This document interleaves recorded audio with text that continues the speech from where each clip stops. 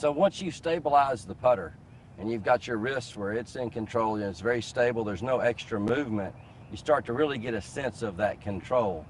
So your distance, you know, there's a lot of different ways I guess you could try to control it. You know, you could just try to cock your wrist and pop it with your wrist. You could just hit it harder. But what the modern putting game has turned into, because of the speed of the greens, is that what you want to develop is a perfect pendulum. You want to be able to feel like that the length of the backstroke is going to always dictate the speed of your putter and obviously the speed of the ball. So it's so vital for you to learn that, hey, you're not supposed to ever hit the ball. The ball's getting in the way, and you're just going to take the putter back the appropriate distance.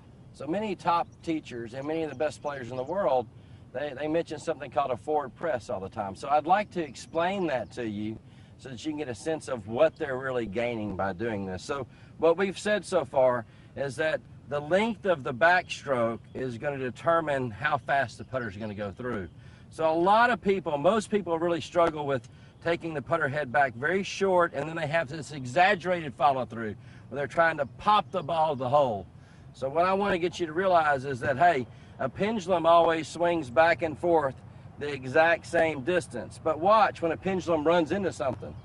Notice how the pendulum didn't go through as far. It was going to, but it ran into my hand and that stopped it. So that's what the ball's going to tend to do. So in your practice stroke, your stroke should be the exact same. The backstroke and the through stroke should be equal. But actually, if you watch the greatest putters in the world putt, their through stroke's smaller than their backstroke. Not because they're trying to decelerate, just because the energy from the putter's running in the ball and the ball is slowing the putter down. So what most people struggle with is a real short backstroke and then a real jabby follow through. So what the forward press does for you is, you'll notice if my shaft was here and I swung the club back several inches, you can see how far the putter head went back.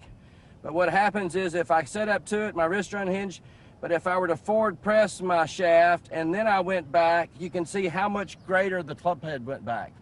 So, but the forward press really allows me to lengthen my backstroke so that I have enough backstroke that I can just swing it into the ball. So basically, not everybody does this. Some of the pros actually just hold their hand steady and they really can get the putter back far enough. But if you struggle getting the putter head back, try the forward press and you'll find it to be some really pearls of wisdom for you.